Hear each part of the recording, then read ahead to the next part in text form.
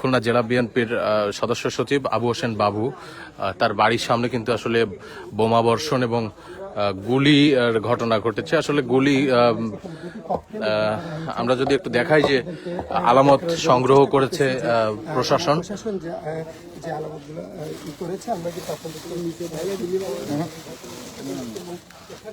দর্শক আপনারা দেখছেন যে আসলে বোমা, আসলে হাত বোমা যদি আপনাদেরকে দেখাই যে এটা হচ্ছে হাত বোমা, হাতে তৈরি করা। ভাই এক একজন করে আমরা একটু লাইভে কথা বলি। হ্যাঁ দর্শক, বোমাগুলো হচ্ছে হাতে তৈরি করা। আমরা যতটুকু দেখতে পাচ্ছি যে পর্যাপ্ত আলোর কারণে আসলে ভালো বোঝা যাচ্ছে না, পলিথিনের কারণে। ভেতরে আপনারা দেখতে পাচ্ছেন জালের কাঠি, মানে একেবারেই হাতে বানানো বোমা। আমরা যতটুকু জানি আসলে 9টা, 9:30 বা 10টা এই অ্যারাউন্ড এরকম একটি সময়ের ভিতরে, কিন্তু 9:30টার পরে এরকম একটি ঘটনার ভিতরে আসলে এই বোমা বর্ষণ আসলে হয়। এই আবু হোসেন বাবু, যিনি জেলা বিএনপির সদস্য সচিব, আমরা একটু আসলে প্রত্যক্ষদর্শী যারা আছেন বা এলাকাবাসী যারা আছেন তাদের সাথে একটু কথা বলবো যে আসলে আবু হোসেন বাবুর ছোট ভাই। আচ্ছা, লিটন।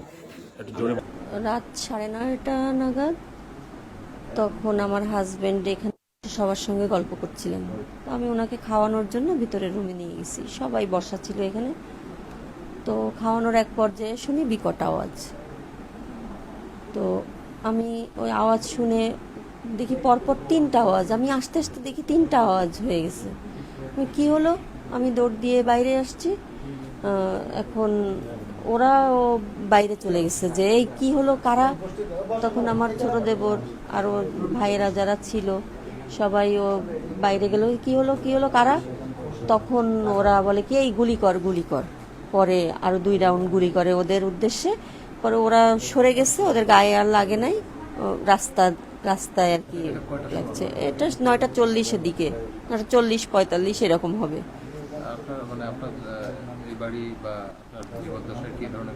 কোনোদিনও এরকম ঘটনা ঘটেনি। সে তো বিএনপি করে, অনেক প্রতিকূলতার ভিতর দিয়ে আমরা চলেছি, কিন্তু কখনোই এরকম ঘটনা আমাদের সাথে ঘটেনি। কি মনে করছেন কারা হতে পারে? এটা আমার হাজবেন্ড তো জানেন আপনারা, দীর্ঘদিন অসুস্থ উনি। আমরা এই থাইল্যান্ড থেকে আসছি বিগত এই 1.5 মাস হলো। তো ওনার কে বা এই অবস্থায় শত্রু থাকতে পারে, এখন এটা আমরা কেউ বুঝতে পারছি না আসলে। এটা কি আসলে হত্যা চেষ্টা বা সেটাও তো আমরা আসলে পুলিশের কাছে বলছি, সবকিছু ওনারা তদন্ত করে দেখুক। আমরা তো আসলে কিছু বুঝতে পারছি না যে আসলে কি। আতঙ্ক তো অবশ্যই, এরকম একটা ঘটনা ঘটছে যখন পুলিশ বললেন, ওসি সাহেব বললেন যে প্রোটেকশন দিবেন, ওনারা পাহারা দিবেন রাত্রে, দেখা যাক কি হয়। হায়াত মৌত তো আল্লাহর হাতে। এখন পরবর্তীতে কোনো সমস্যা সুবিধা আছে কিনা বা আপনাদের কোনো আশঙ্কা আছে কিনা?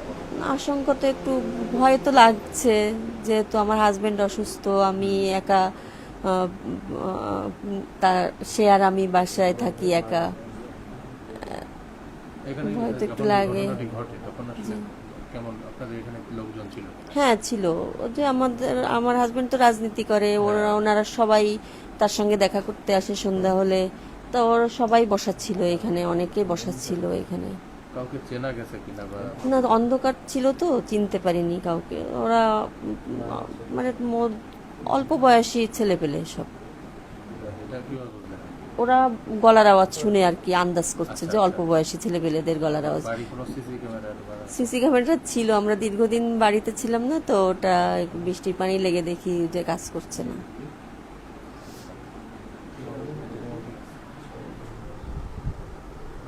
ড্রয়িং রুমে বসে আমরা এই বাবুর রাজনৈতিক কিছু কর্মী আসছিল, তখন আমরা ওই গল্প করতেছি, হঠাৎ করে একটা সাউন্ড শুনে আমরা গেটের বাইরে বেরোছি। বেরোনোর পরে দেখি 10-15 জন ওই কর্নারে দাঁড়ানো। ওরা বলতেছে, আমি বলছি এই কারা, বললে আমার গায়ে 2 রাউন্ড গুলি করছে। গুলি করলে আমি এই দেয়ালের সাথে মিশে দেওয়ার পরের জন্য আমার গায়ে লাগেনি। এই 9:30টা থেকে 10টার ভিতরের এই ঘটনা। আচ্ছা, 3টা বোমা নিক্ষেপ করছে এবং 4-5 রাউন্ড গুলি করছে। আচ্ছা, 15-20 জনের একটা বাহিনী। এখানে বয়সী ছেলেপেলে। মোটরসাইকেল ছিল নাকি আসলে? মোটরসাইকেল না, তারা হেঁটে আসছে। মোটরসাইকেল ওই ওই আমাদের এই রাস্তা ঘুরে ওই কর্নারে ওইখানে ওরা 6টা মোটরসাইকেল রেখে ওরা আসছে, পরে আমরা জানতে পারছি। দর্শক, আপনারা শুনছিলেন আসলে 9টা থেকে 9:30টার ভিতরে এই ঘটনা ঘটেছে। 9:30 থেকে 10টার মধ্যেকার এই ঘটনা ঘটেছে এবং আমরা দেখতে পাচ্ছি এখানে পুলিশ প্রশাসন এবং আইন শৃঙ্খলা বাহিনী যারা আছেন তারা কিন্তু আসলে বিষয়টি তদন্ত করে খতিয়ে দেখছেন। হ্যাঁ, অবশ্যই আতঙ্কিত। হ্যাঁ, অবশ্যই আতঙ্কিত। এরকম আমরা এখানে বসবাস করি দীর্ঘদিন যাবত। এই ঘটনা বিগত দিনে এরকম আতঙ্কজনক কোনো ঘটনা ঘটেনি।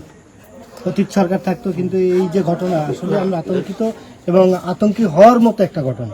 এবং সেই যেখানে আসলে এই আবু হোসেন বাবু বাড়ি, তার ঠিক সামনে থেকেই লাইভে যুক্ত করেছি যেখানে আসলে এই অপ্রীতিকর ঘটনাটি ঘটেছে। আমরা একটু যদি দেখাতে চাই যে এখানে কিন্তু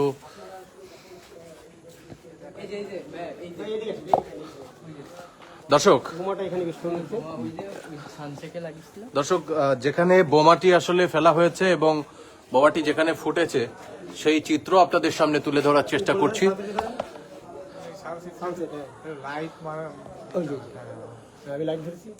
দর্শক, আপনারা দেখতেই পাচ্ছেন যে আসলে বোমার যে বিস্ফোরণের যে আসলে তীব্রতা সেখানে দাগ হয়েছে এবং আসলে বোঝা যাচ্ছে যে এখানে বোমাটি আসলে বিস্ফোরিত হয়েছে।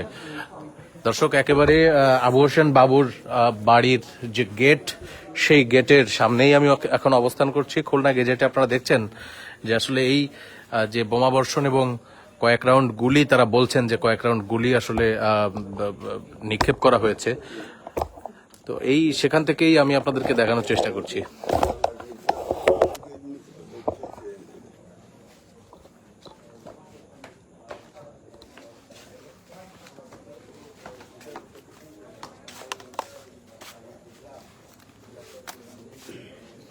দর্শক, যুক্ত থাকুন, কিছু প্রস্তুতি আছে যার কারণে আমরা একটু সময় নিতে চাই। আপনারা সবাই যুক্ত থাকুন এবং আসলে দেখুন যে এই যে বোমা বর্ষণ এবং এই যে গুলি বিদ্ধ বা গুলি বর্ষণ, আসলে এই বিষয়টি নিয়ে এলাকাবাসী আতঙ্কিত এবং সেই বিষয়টি আপনাদের সামনে এখন তুলে ধরবো।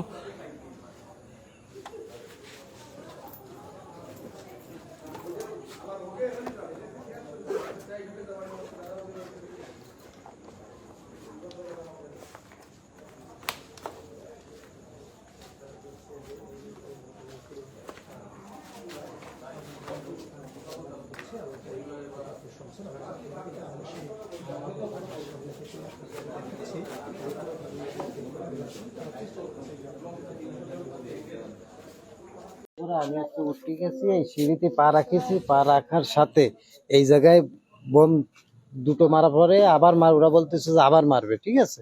এর মধ্যে এই লিটন বেরোয় বাইরে, ছোট ভাই লিটন বেরোয় গেটের বাইরে যখন গেছে তখন লিটন বলতে চাই কারা, তখন বলতে চাই গুলি কর, ঠিক আছে। তখন আমি বললাম যে লিটনের সাইডে যা, তাড়াতাড়ি লিটন ওই ইসির সাথে এরকম মিশে গেছে। তারপরে আরেকটা করে মারে, তারপরে সব ওই দিক দিয়ে বেরোয় এই দিক দিয়ে চলে গেছে।